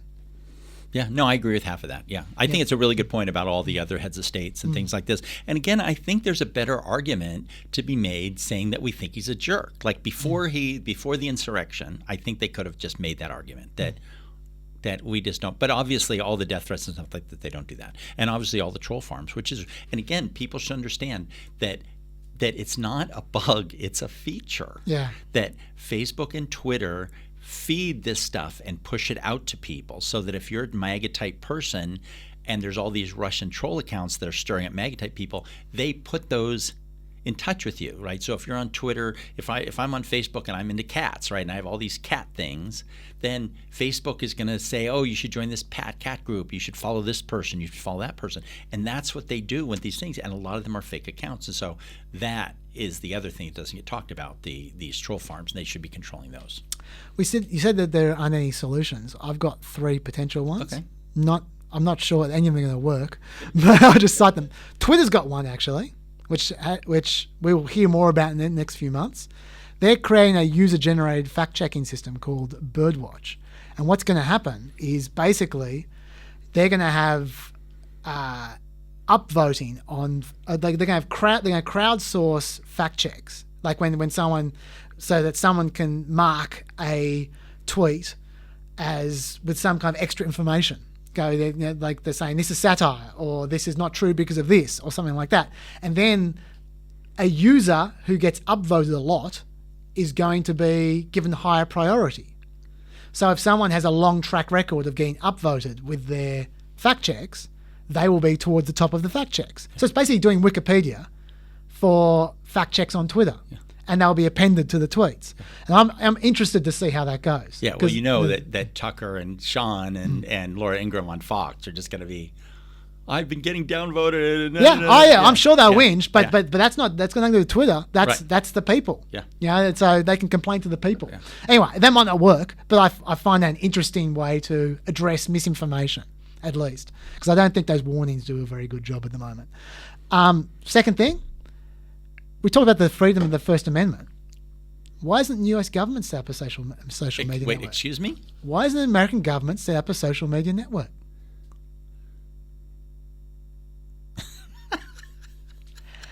If the American government sets up a social media network, they are by law not allowed to politically discriminate against people because of the First Amendment. Right. But they are by law allowed to take people off for breaking the law. I hear what you're saying, yeah. So that would by definition take care of people's problems. Okay, so do you want the House of Representatives making those distinctions? Well, I don't want the House of Representatives to, but I do want. But I'm saying if a bureaucrat did, then I'm not saying it'd solve everything. It shouldn't be the only social media company in the world. Yeah. I'm just saying if that was, that would be so funny. That would be the ultimate. That'd be ultimate free speech network because they by law would have to be. Yeah, I'm just like my mind is like there's bolts of lightning. It's a weird kind of one. funny. A lot of towns in the 80s they set up what they're called cable access. Local towns. Yeah, okay? absolutely, and it was exactly the same thing. Like, hey, it's cable access. Anyone can get on and do anything. Yeah. Because the town wasn't allowed to stop them from doing anything. So you had nudity. Yeah. You had people espousing the Communist Manifesto. You Sounds had good, art doesn't students it? doing all this crazy stuff. And it quickly became a joke. It was a big thing for about 18 months. And then any town you live, people said, oh my God, there's this cable access channel. Don't even look at it. And then people had these shows and some would be modern celebrities. You could have people being topless and stuff like this. And they eventually became this podcast. So that's what happened, So that this is a little bit off subject, but my wife and I, we've been do meditation yoga sometime. And so there's this morning meditation challenge where every morning you listen to some calming 15-minute thing, start of the year and stuff like that, so going along. And then one day it was, good morning, this is Ariana Huffington. And it really wasn't meditative and all. And that's kind of how I felt when you suggested that right then. I was just kind of going, what? But basically, it would be very difficult for that to work in America. Probably. The third idea I had was, we're seeing it right now. Use defamation law. Like, look at what's happening right now with Rudy Giuliani and, Sidney Powell. Yeah. Being sued for $1.3 billion by Dominion. That is the way you deal with because the thing is, the little QAnon dude, like with the face paint, no one cares about him. Right. People care about the big people, right? Yeah. They're the ones who actually spread the misinformation far and wide, right? Like the Trump types and the big people. If people normally I'm not a big fan of defamation law because I'm into free speech, but what defamation law does do is it does guarantee a basic lowest possible standard of human behavior that when you completely screw up over and over again, you apologize. If you don't do that, then you're open to a lawsuit, in America at least. And this is what these people are about to discover with their billion-dollar lawsuits, that the Giuliani is going to go down in a massive way. It's really possible, and there's always these kind of weaselly things that people get through. But we really do have these instances that even after you apologize, sometimes you can get hit with. There've been newspapers driven out of business, and what people should know, the reason this is so interesting, is that they said things that they had no reason to believe were true at all, that by any standard. And there's some people who say, oh, if you really believe it, it might not be defamation and stuff like this. But they're intelligent people. They've been corrected, and they kept doing it. There were a couple cases in the last few years involving something called republication. And so you might publish a story, and then someone says, oh, there's some things wrong with it. It's defamatory. And then the place would say at the top, oh, some people have said some things are wrong and we're looking into it, or we're not sure, or we're kind of distancing ourselves. And courts have ruled that's republishing it. Yeah. That you published it once, they told you stuff was wrong, and even if you put an editor's note at the top, you're still republishing it. So this whole thing where you say it again and again and again after people correct you, like that's what people are really salivating about. And of course, it goes back to that thing called reckless disregard, right? Which is knowledge that something is not true, or reckless disregard as to whether it's true or not.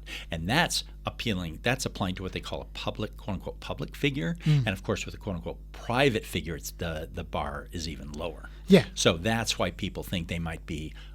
These places might be in a lot of trouble, including Fox and including a lot of these right-wing sites, all of whom are running away from it as fast as they can. Yeah, and I should say Giuliani is particularly vulnerable because you need to show malice with these kinds of things, right? And the fact that Giuliani doesn't repeat any of those allegations in court, where he may be pinged with contempt of court. Oh, yeah. But keeps on repeating them outside court. Suggests that he knows. Right. And so it suggests malice. And right. So, But malice, is reckless disregard. That's what malice is. And so he's particularly vulnerable, Giuliani. But I just like to see people who really get screwed by misinformation using defamation law a little bit more. And it's plus it's a big company and it can show. I mean, that company is toast. Yeah. Right, they can't go to any red state. There's no red state. They can show damage. They can totally show damage. Oh, absolutely. And that's why there's so much. And the so there's they can show the actual damage, and even those websites, I would be really, really, really worried because all this had been coming out for months and months, and they probably got letters from people, and they probably. There's going to be evidence of them getting emails and stuff like that, some of these right-wing websites, and they could be really taken down as well. So let's hope that Dominion really goes to the mat with it. I hope so. And I think they will, because otherwise, if they wanted money, they would have sued Fox News first and tried to get a settlement. Yeah. But the fact they're going after Powell and Giuliani, who don't have a lot of money, suggests to me they're going all the way. Yeah. That they want vindication. But anyway, all right, enough about social media. Look, I'm conscious of the time. Yeah. I think we've spent a little bit. I did promise I'd talk about the overreaction, but I'm kind of running out of time here. So I'm conscious of the fact that you are going to be going soon. So I would like to skip ahead a little bit. Okay. I want to get your thoughts on. You can take your pick because how much longer we got? Hand to God. He's actually looking up how much time we have on the actual tape. About 20 minutes. Okay. All right. Okay. 20 minutes. All right. I want you to pick whether you want to talk about the end of Trump, his last of 2 weeks, or what Biden has ahead of him, or both. We can try to squeeze in. You decide. It's because I'll handle the other one with Dr. Dave. Well, I think we could kind of. Trump was basically quiet the last 2 weeks. I think that thing that Pence was president, said, wasn't he? Yeah. Yeah. And so it was pretty surprising. The pardons were really interesting. I actually know someone who got a pardon. Really? Not super personally, but it's really one of the scummier ones that kind of was below the radar. You know Steve Bannon? Huh? Yeah. No. Yeah. And so the pardons were particularly scummy, but honestly, they weren't as bad as they could have been. They could have been so much worse. They really could have been. And now I'm sure you read that some of the people speculating darkly that you're actually allowed to pardon people and stick it in your pocket. Yeah. Okay, so that's one thing people don't know. If later on someone like Jared's going to say, "Look, I have this pardon from the president," and I don't think it's going to be pretty for Biden. I really don't, because you have this Republican primary that's starting, and we've got 4.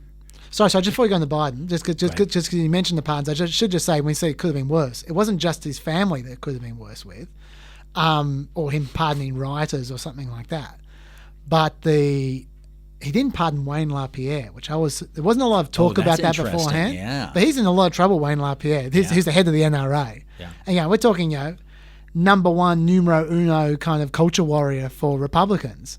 Trump could have got him out of a lot of trouble, and he didn't. Yeah. And I was surprised by that. What's the guy's name? The Attorney General, Ken Paxton in Texas. Attorney General. Now, he's in real trouble as well for dodginess with donors, right? Mm-hmm.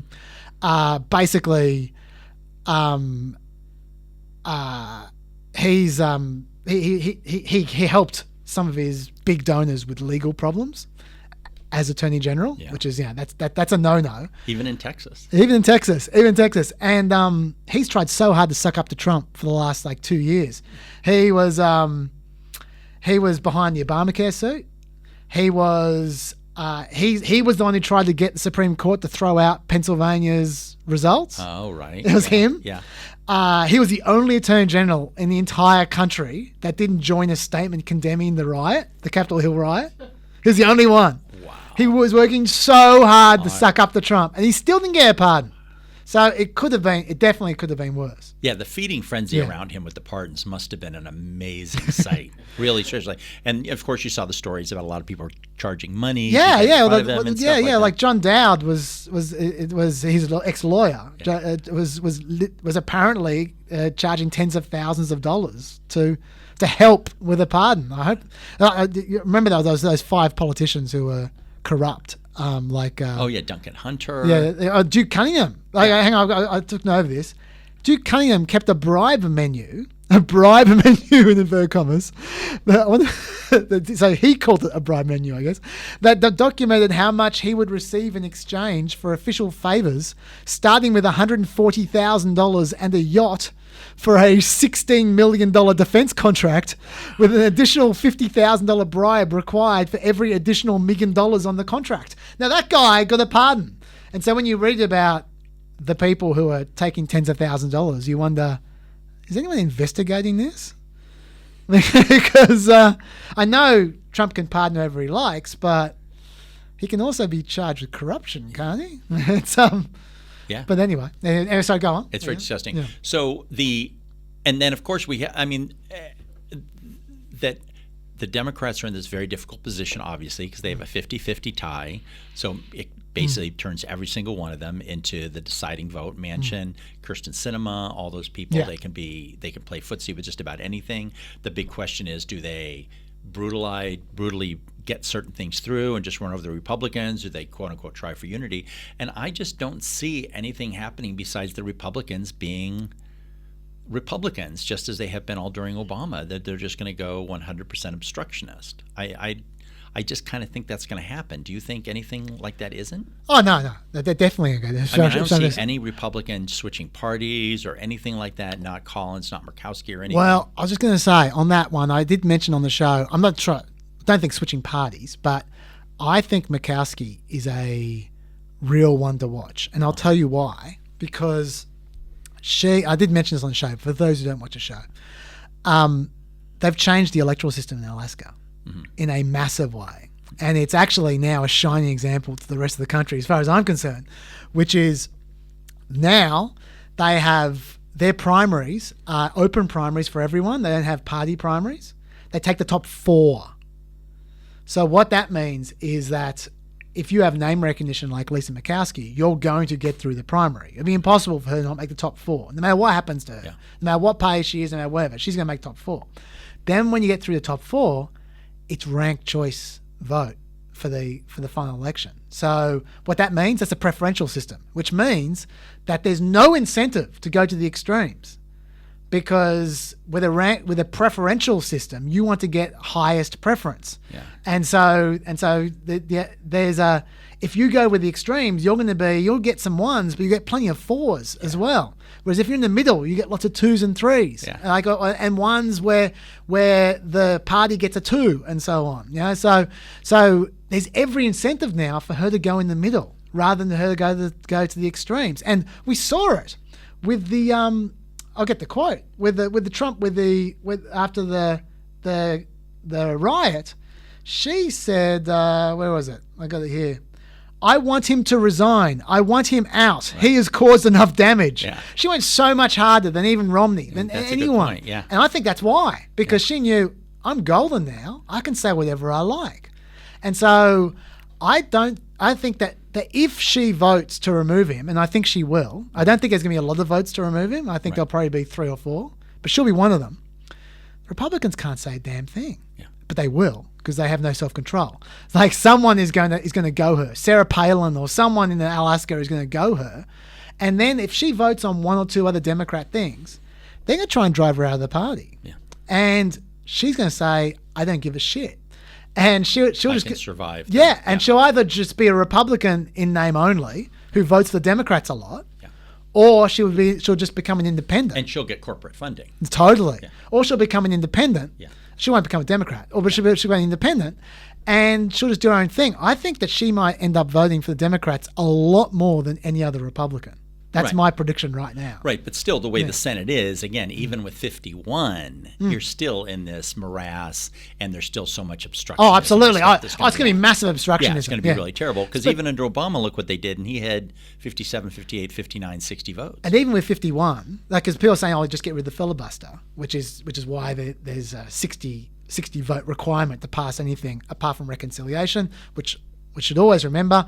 I'll come back to that. With 51 votes, they can get rid of the filibuster, but Manchin is not going to vote to get rid of the filibuster, and neither will Kirsten Sinema. Kirsten Sinema, her spokesperson, just said not only is she never going to remove the filibuster, but she's not even open to considering removing the filibuster.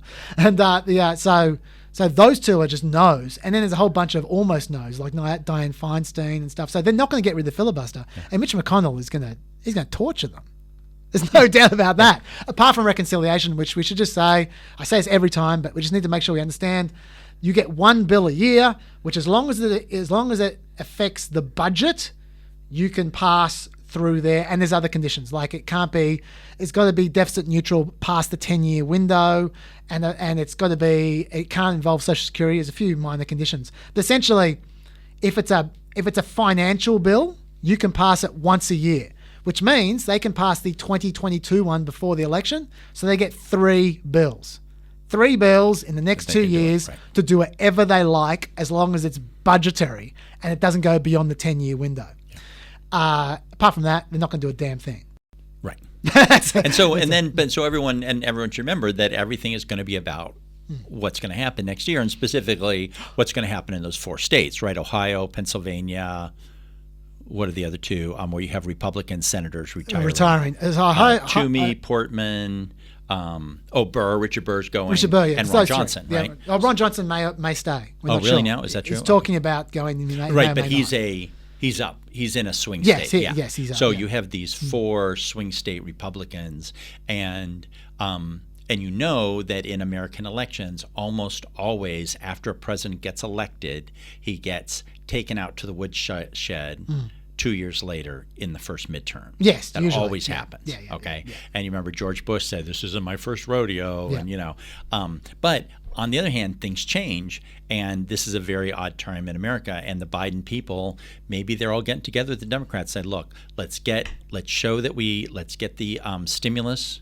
Let's get the inoculations out to everyone and stuff like this. Let's run on competence and normalcy, and let's knock these 4 guys out of office in 2 years, and then we'll go nuts. Yeah, and if I should say that while I'm quite pessimistic on the Democrats' behalf about 2022, they're definitely on a hiding to nothing with just how close the House and the Senate are.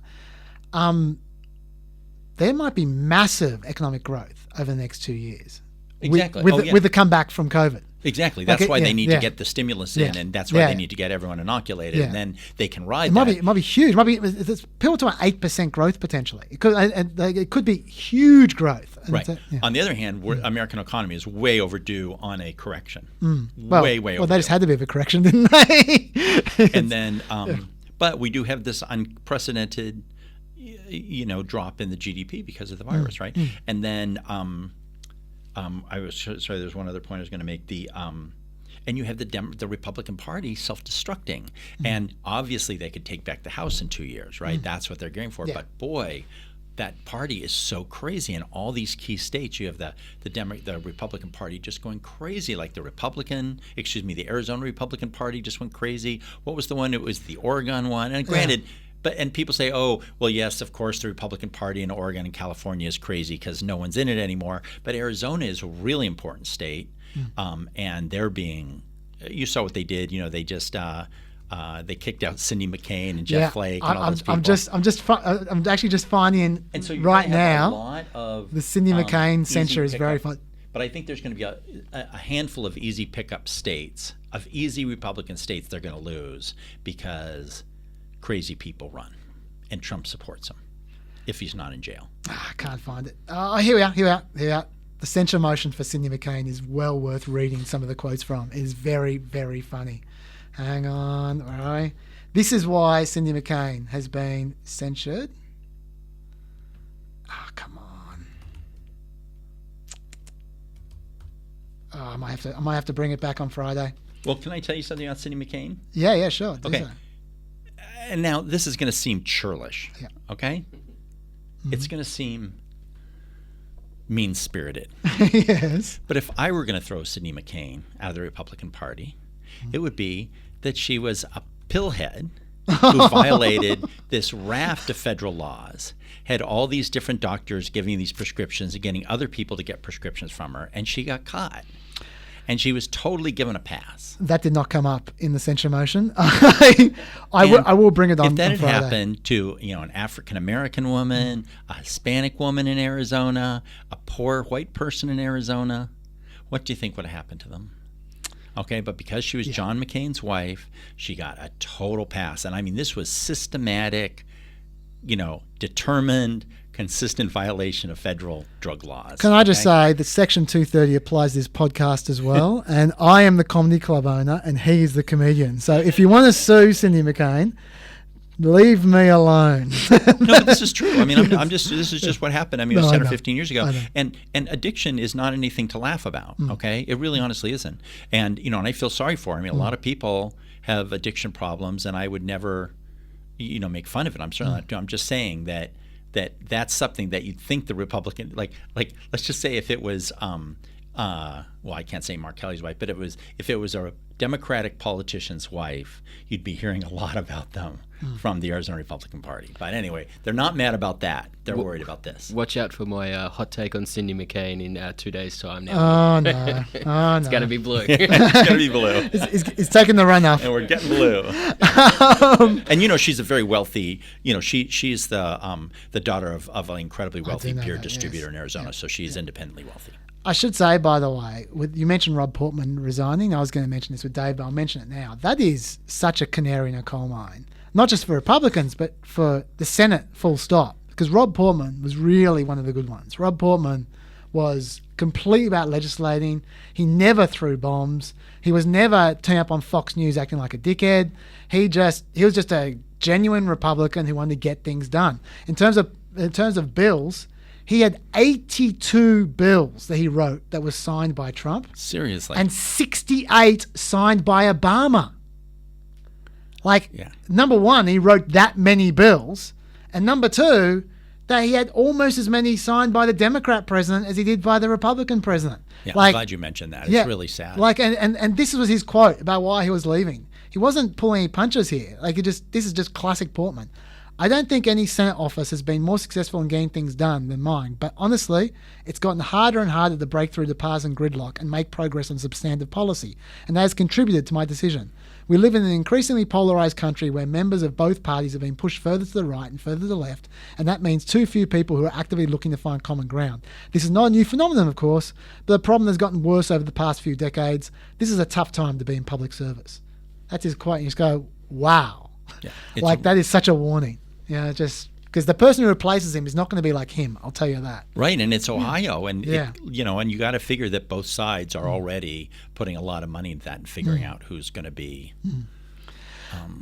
The other thing I would say, talking about, before we ran out of time, didn't you want to tell a story about the media with Biden? About what? The media with Biden? Well, that's one thing I was going to get to. Go to it. We're also, that besides the Republicans, we're going to have the right-wing media. What's going to happen to Fox News, what Murdoch is going to do generally. Before we tell that story, just very, very, very quickly. Yes. Remember I talked about Lisa Murkowski? I almost forgot this. Yes. This is the best thing. About that reform in Alaska, which I reckon is so excellent. I'd love to see the whole of America do that. Yeah.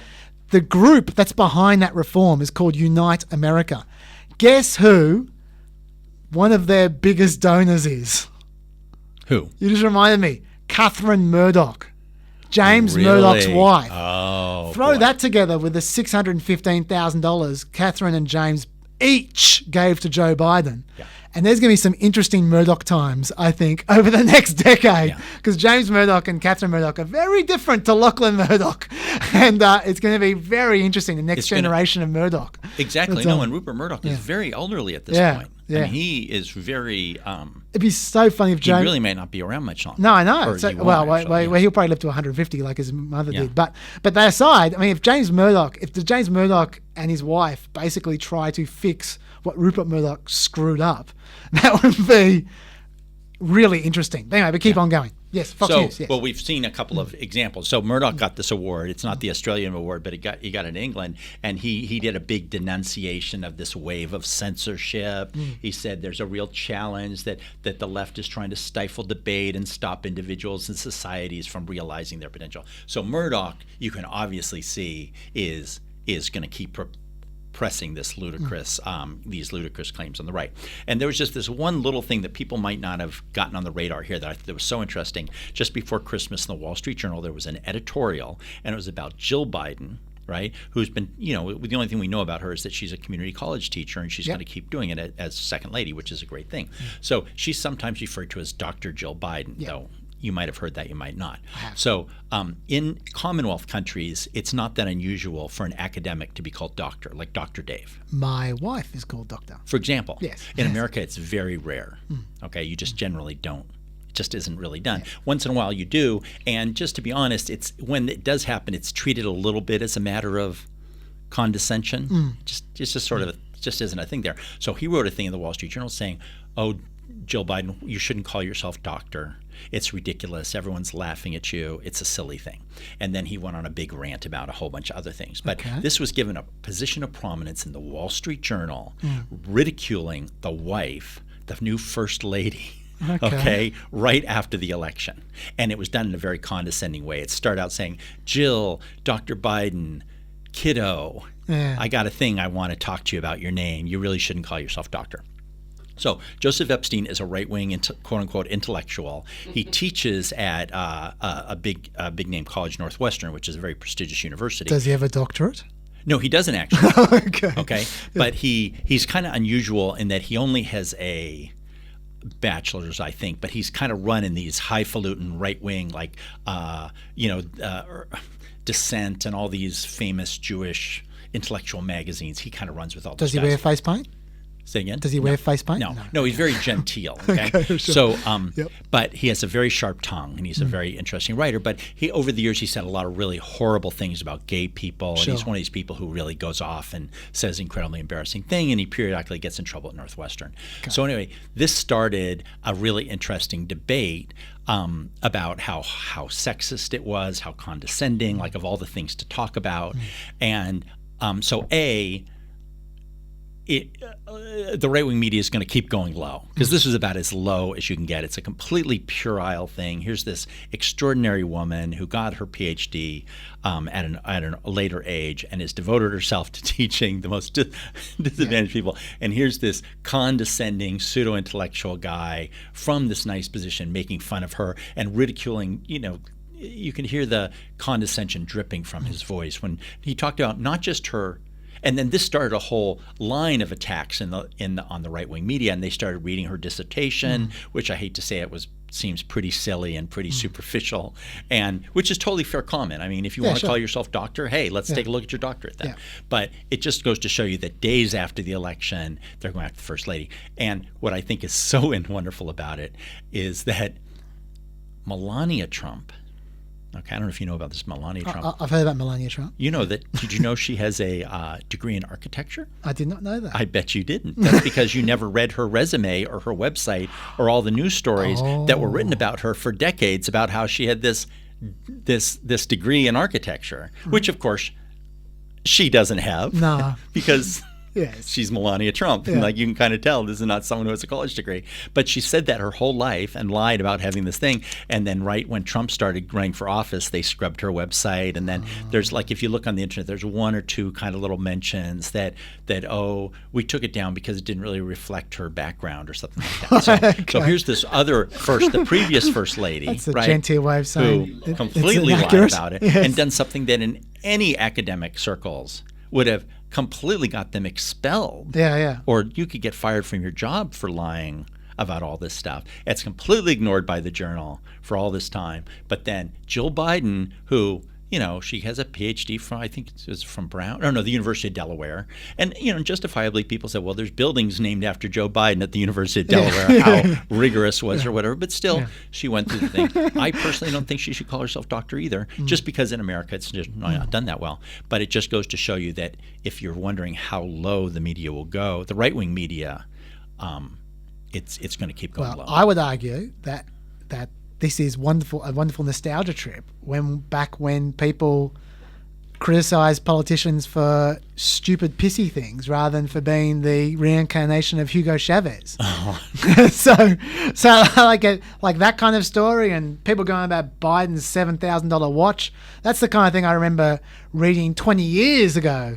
People complaining about the media, going, "Oh, they're so concerned about these stupid trivialities that don't matter at all." I long for those days because these days it's so much worse. So maybe let's go back to that. Right, and there was always my favorite thing in any debate was when as far as the worst moment in any recent political debate was when Stephanopoulos, and I think it was the first question, he said to Obama, "Why don't you wear an American flag on your lapel?" Which I thought was really low on any number of levels. But the sexism of this, the attack on the First Lady, and then the hypocrisy. Yeah. And the other thing that characterizes a lot of the right-wing media, but generally not in the Journal this bad, is how the blatant unfairness of it, the blatant double standard, something that anyone who knows anything about the subject would go, hey, wait a minute, what about Melania Trump's fake? So that level of lack of editorial oversight doesn't bode well, I don't think, for the Democrats. I just want to say one more thing. We must be close. Yeah, okay. I just want to say one more thing quickly to pick up off on what you said. And just for the people listening at home and the people watching, with Dr. Dave, we're going to cover impeachment next. And we're going to cover the end of Trump kind of stuff as well, because we sort of brushed past that a little bit. And we'll get to policy eventually as well. There's a lot to catch up on. So I know I'm taking my time, but we'll just do as many podcasts as we need to do to catch up. We'll try to do 2 a week until we have. But just quickly, you mentioned the people that Biden has working for him, which may be important. In particular, Ron Klain seems to be a very, very competent person. Now, I've got some concerns about some of the things he said, which I think he spins things pretty hard sometimes, but there's no doubt that the man is competent, that he knows what he's doing. And I'll give you a great example. I just want to give you one quote from 2017, this was, right at the beginning of 2017, when people were first talking about Trump being a dictator, right? This is what he said. If Trump became a full-fledged autocrat, it will not be because he succeeds in running the state. It's not going to be like Julius Caesar, where we thank him and here's a crown. It will be that he fails, and he has to find a narrative for that failure. And it will not be a narrative of self-criticism. It will not be that he let you down. He'll figure out who the villains are, and he'll focus the public's anger at them. Isn't that exactly what happened after the election loss? He's a very smart guy. You go, my God, this guy picked Trump so early on. He really knows what he's doing. Yeah.